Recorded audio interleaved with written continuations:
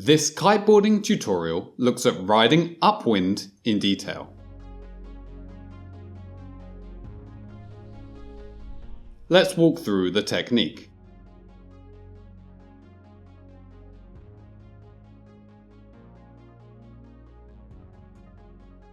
Begin with a water start. After the water start, you'll be fairly upright, with your shoulders still rolled forward from the water start. Your back leg should be tucked in and your front leg extended to help aim the nose of the board downwind. Aiming slightly downwind makes it easier to reach planing speed. Once your board is planing, you can turn upwind. Keep your front leg extended and gradually lean your shoulders back into the harness. Leaning towards the hillside of the board like this will sink the hillside of the board and carve upwind. The kite should be parked around 45 degrees. You must keep a medium speed, bringing in the bar just enough to keep riding. Let's review that in goofy stance, riding to the right.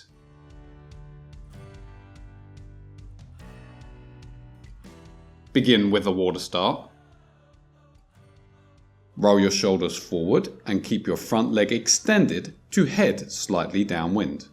Once planing, lean your shoulders back towards hillside to carve upwind.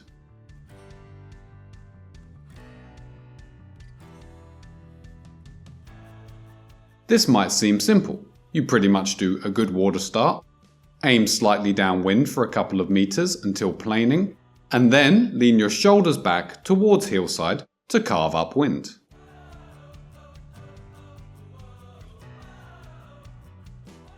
However, there are many issues that can easily prevent you from riding upwind. The most common issue is simply not being good enough at water starts. If you're struggling or failing during your water starts, you won't have much mental capacity to carve upwind and you're probably going to have a crash. You really have to be able to water start cleanly and stop under control on both sides consistently before you start looking at longer runs and turning upwind. You also really want an efficient water start, where you roll up onto the board without needing much pull from the kite, as that will mean you can get planing much more easily. The next big challenge in going upwind is managing speed. This is really important because you'll only be able to go upwind well with a medium speed. If you're riding too slowly, then your board sinks deeper in the water, creating too much drag to ride upwind. Or if you're riding too quickly, your board rises up and skips on the surface, making it difficult to edge the board and go upwind, and also making it likely that you'll have a bad crash. So the better you are at maintaining speed, the better you'll be at going upwind. Experienced kiters might seem to ride upwind with absolutely no effort. But if you look closely, you will see they make lots of adjustments to the bar to maintain speed. If you're riding a little too quickly, ease the bar out while keeping the kite at 45 degrees.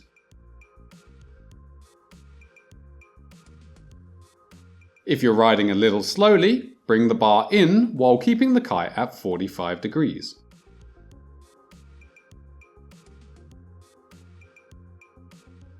If you're riding very slowly and the board's starting to sink deeper than it should, then steer the kite up and down to regain planing speed. You can also temporarily aim the board crosswind or slightly downwind again, as that makes it much easier to regain your speed.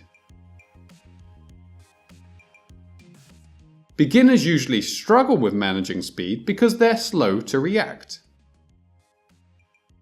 For example, if your riding speed is too low, but you take a long time to react, then by the time you've steered the kite for more power, your board has already sunk.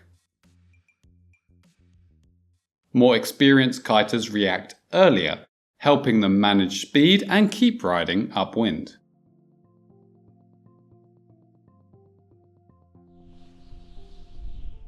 As well as kite control, board control is key to managing speed.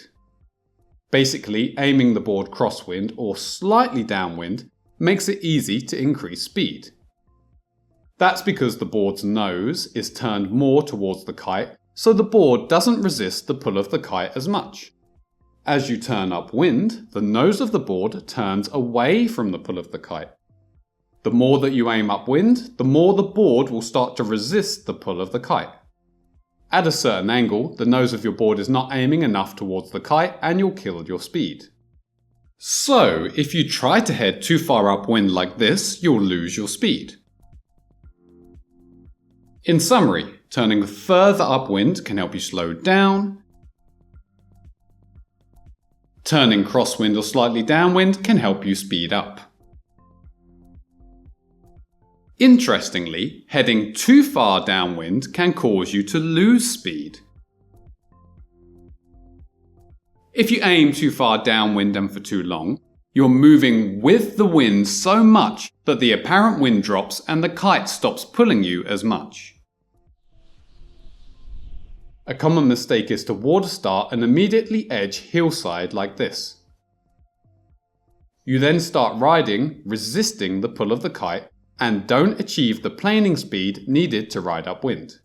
It's best to first ride downwind for a few meters, reach planing speed, then smoothly carve upwind.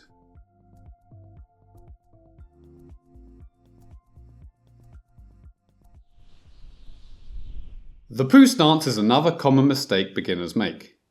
This is where people lean towards hillside using their waist instead of their shoulders. This isn't a strong stance, plus it will make a waist harness ride up to your chest. Pull your harness back down and try leaning towards hillside with your shoulders. How you distribute your weight between front and back foot is also important. You need slightly more weight on the back foot, of course. That's so that the nose will lift and doesn't catch. However, excessive weight on the back foot will sink the tail of the board much deeper for extra drag and make it difficult to keep planing speed while riding upwind. A good angle for beginners to park the kite while cruising upwind is about 45 degrees, so 10:30 on the left or 1:30 on the right. If you park the kite much higher than that, you'll lose horizontal pull from the kite. If you park much lower than that, then it's harder to keep control. When you gain experience, you can improve your upwind riding angles. To achieve a better upwind angle, park the kite a little lower to maximize its horizontal pull. Then, lean towards hillside as much as you can without losing your speed. A little less back foot pressure will level the board. This can reduce its drag and means you're using a bit more of its surface area, which increases your riding efficiency and will allow you to ride higher upwind angles. Access the Kitesurf playlist to see all tutorials in order.